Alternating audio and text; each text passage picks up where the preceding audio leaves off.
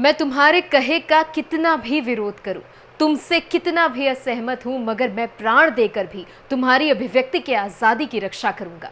ये पंक्तियां फ्रांस के मशहूर दार्शनिक वोल्टेयर की जीवनी लिखने वाली एवलीन हॉल की है, जो हमारी आज की कहानी का आधार है।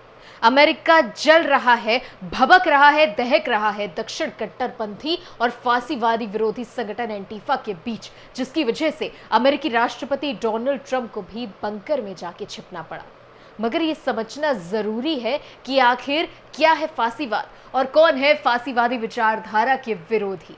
तो आइए जानते हैं, आपको बताते हैं, शुरू करते हैं ये कहानी। मैं हूं आपके साथ दीक्षा, आप देख रहे हैं IBN भारत और देखते हैं ये रिपोर्ट। फांसीवाद शब्द आता है इटालियन शब्द फेसिको से, जिसका अर्थ होता है बंडल। इसका ताल्लुक है प्राचीन रोम सभ्यता से, जहां एक लिक्टर नाम का अफसर हुआ करता था। वो एक मजिस्ट्रेट था जो अपराधियों को सजा देता था। लिक्टर के पास एक हथियार था जिसको फेसिस्ट कहते थे। इसमें लोहे की कई छड़ें एक साथ बंडल की तरह बंधी होती थी और दूसरी ओर कुल्हाड़ी जैसा एक प्लेट हुआ करता था। 20वीं सदी में इटली से जिस फांसीवादी सिस्टम की शुरुआत हुई, उसे इसी फेसिस्ट हथियार को अपना प्रतीक चिन्ह बना लिया और इसी से ये नाम आया। मगर सवाल उठता है कि आधुनिक दौर में आखिर कैसे ये फांसीवाद इतना पनप गया कि आज उसके विरोध में पूरा अमेरिका सड़कों पर निकल आया है। आइए जानते हैं कि आखिर फांसीवाद समाज की सोच और विचारधाराएं क्या हैं। दरअसल ये वो समाज है जिसकी लोकतांत्रिक मूल्यों में कोई रुचि नहीं है। ये समाज हिंसा के द्वारा अपनी विचारधारा औरों पर थोपता है।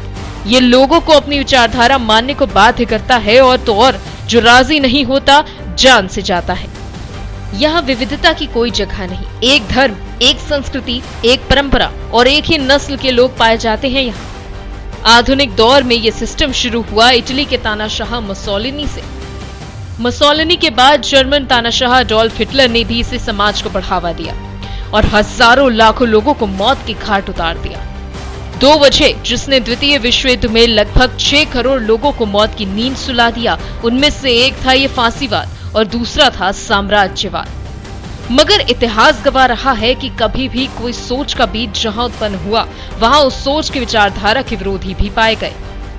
कई लोग मानते हैं कि अगर उस वक्त इन फांसीवादी विरोधियों ने जोर लगाया होता तो शायद इतिहास कुछ और होता।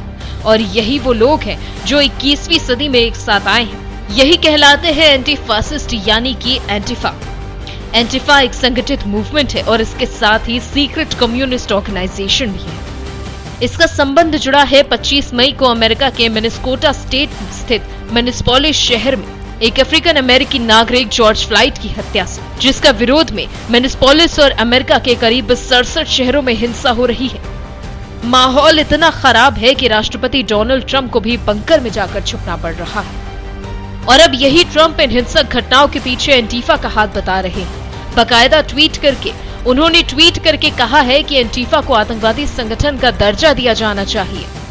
अब सवाल उठता है कि आखिर एंटीफा ने ऐसा क्या किया कि उसको आतंकवादी संगठन कहा जा रहा है। जानकारों की माने तो अमेरिका के कई शहरों में असंगठित मौजूदगी है एंटीफा की। असंगठित इसलिए क्योंकि ये लोग लोकल लेवल्स पर काम करते हैं। इनका कोई लीडर नहीं होता, ये बहुत ही लोकल स्तर पर काम करते हैं। ये लोग अराजकतावादी कहलाते हैं। इनका सत्ता में भी कोई भरोसा नहीं होता।